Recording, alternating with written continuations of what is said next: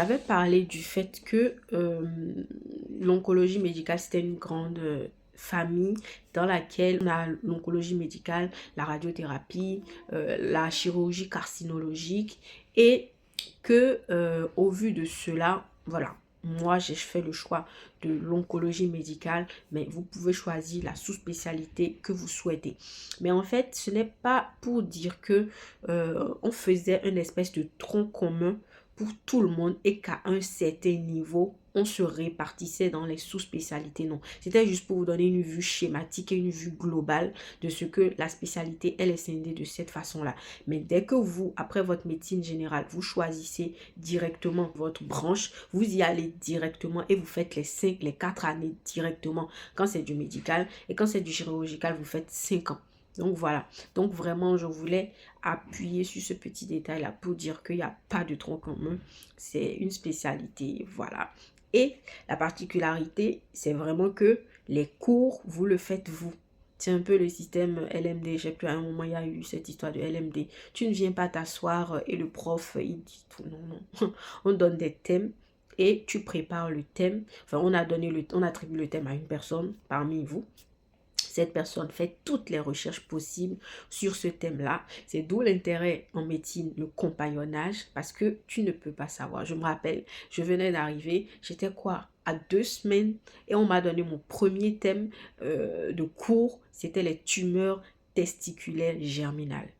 Je me suis dit, c'est quoi ça? Qu'est-ce que c'est? Je sais pas comment faire. Mais ce qui m'a permis d'y arriver, c'est un aîné que je remercie, mais paix à son âme, il est parti trop tôt dans des conditions vraiment... Bref, donc voilà, c'est lui qui m'a donné ses anciennes ressources et qui m'a montré, expliqué, parce que c'est une chose d'avoir les ressources, c'est une autre de comprendre ce que tu lis, qui a pris du temps pour m'expliquer, pour que je puisse comprendre. Donc, c'est très important, la notion de compagnonnage, la notion d'avoir quelqu'un qui est là avant soi et qui nous montre comment faire. Donc, les cours, c'est vraiment sur ce format-là. Tous les cours sont sur ce format.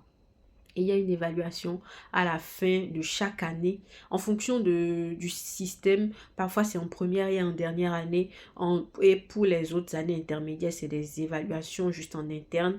Ou pour d'autres, en fonction de votre chef de service, en fonction de ce qu'ils vont vous dire. Moi, il y a plein de choses, je l'ai découvert qu'à la fin. Je n'ai jamais su comment on était évalué.